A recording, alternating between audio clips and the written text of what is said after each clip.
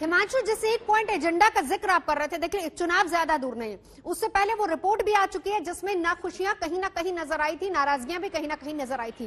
क्या इतने वक्त में, हालांकि बैठकों का दौर लगातार जारी, क्या इतने वक्त में चीजों को सेटल करने की ही कोशिश रहेगी अब?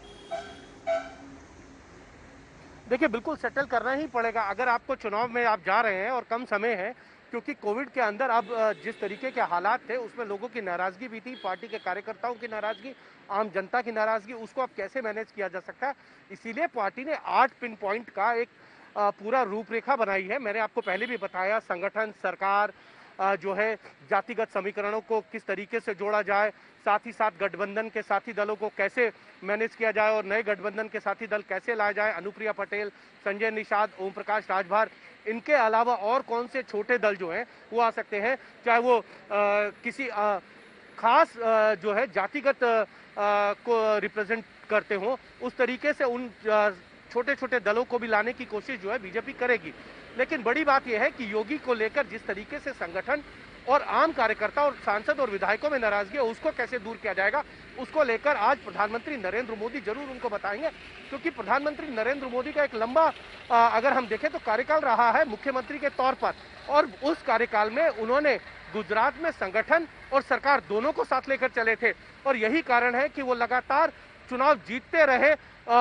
जब उनके खिलाफ माहौल भी बना। लेकिन आप देखें 2018 के बाद जब जितने चुनाव हैं उसमें बीजेपी को हार मिली है, क्योंकि उसमें मुख्यमंत्री के तौर पर जिनको प्रोजेक्ट किया गया उनमें संगठन और एक एंटी इनकम्बेंसी का काम करती गई। शिवराज सिंह चौहान के हाथ से सत्ता चली गई 15 साल बाद, रमन सिंह के हाथ से चली गई, वसुंधरा राजे हार गई, झारखंड के अंदर जो है रघुवर दास के नेतृत्व में सरकार हार गई और रघुवर दास खुद अपना विधानसभा चुनाव हार गए। मनोहर लाल खट्टर के नेतृत्व में सरकार के पास पूर्ण बहुमत नहीं था और वहां पर उनको जो है गठबंधन की सरकार चलाने पड़ रही है। महाराष्ट्र के अंदर सरकार बन ही नहीं पाई। तो ये तमाम चीजें हैं जिससे सबक लिया है पार्टी ने कि अगर आप किसी के चेहरे के साथ जाएंगे, उस चेहरे पर सहमति होनी चाहिए। असम के अंदर सहमति नहीं थी, सोनेवाल को लेकर एक नाराजगी थी, और हेमंत विश्व शर्मा ये जानते थे कि अगर सोनेवाल के साथ गए तो वो कहीं ना कहीं नाराज हो सकते हैं हेमंत विश्व शर्मा, इसीलिए पार्टी जो है कलेक्टिव लीडरशिप में गई थी। अब देखना यह है कि कलेक्टिव लीडरशिप में जाएगी या फिर योगी आदित्यनाथ के चेहरे के साथ ही बीजेपी चुनाव में जाएगी, क्योंकि केशव प्रसाद मौर्य एक बहुत बड़ा